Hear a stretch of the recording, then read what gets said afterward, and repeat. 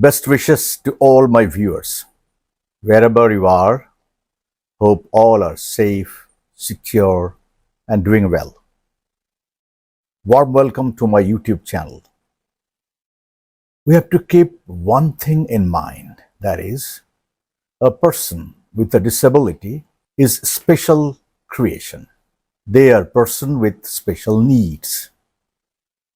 Nearly 240 million children in the world today have some form of disability.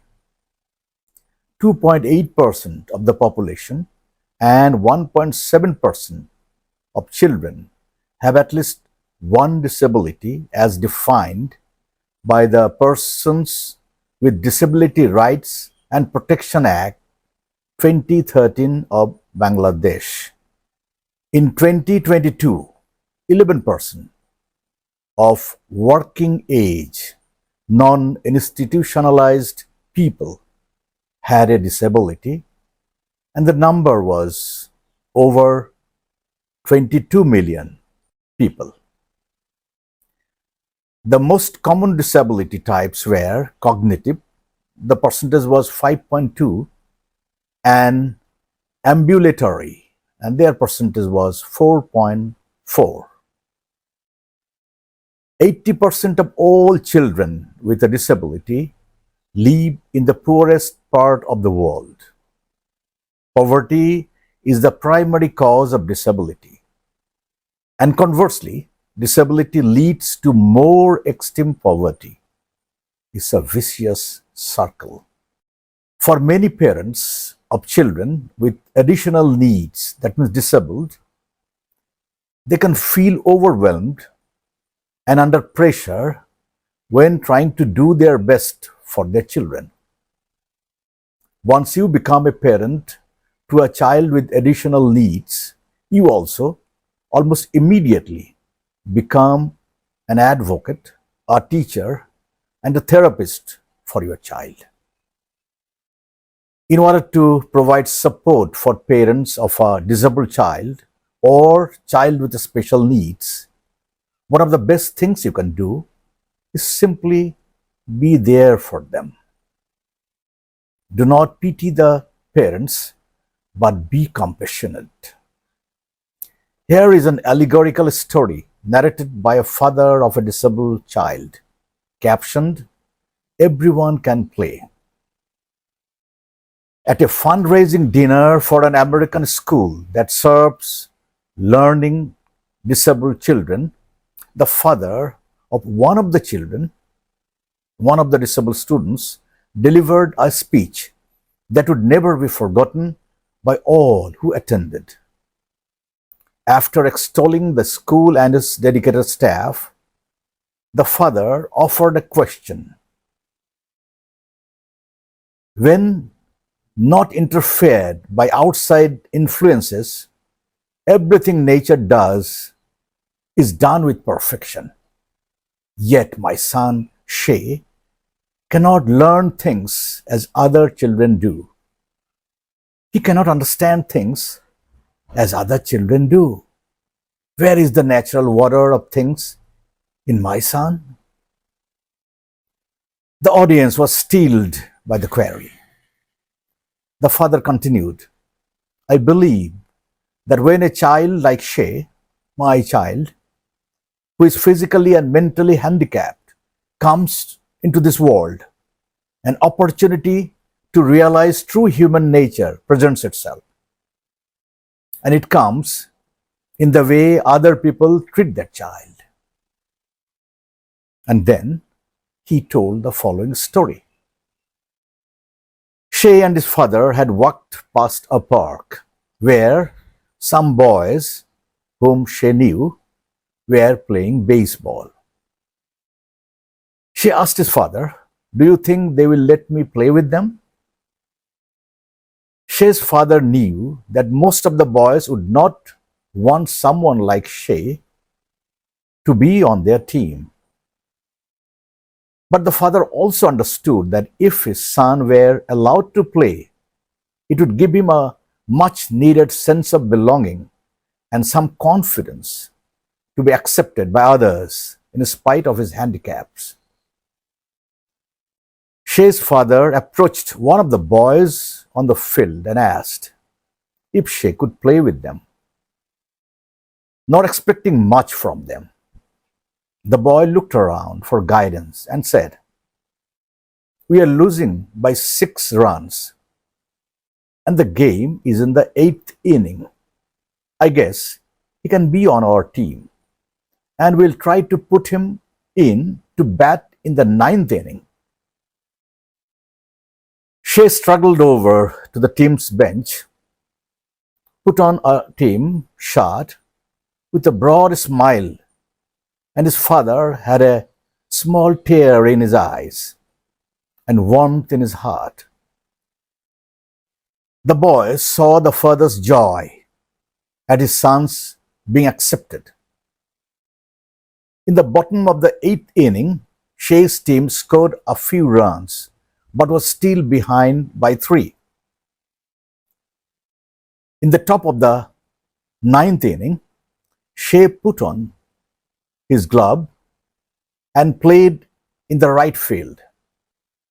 Even though no hits came his way, he was obviously ecstatic just to be in the game and on the field, grinning from ear to ear as his father waved to him from the stands. In the bottom of the 9th inning, Shay's team scored again. Now with the 2 outs and the bases loaded, the potential winning run was on the base, and Shay was scheduled to be the next at bat.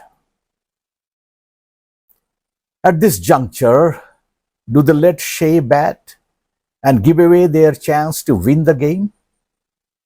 Surprisingly, Shay was given the bat.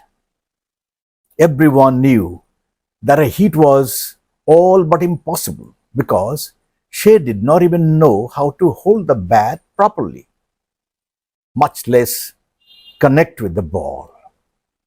However, as Shay stepped up to the plate, the pitcher, recognizing the other team putting winning aside for this moment in Shay's life, moved in a few steps to lob the ball in softly to Shay, so that Shay could at least be able to make a contact.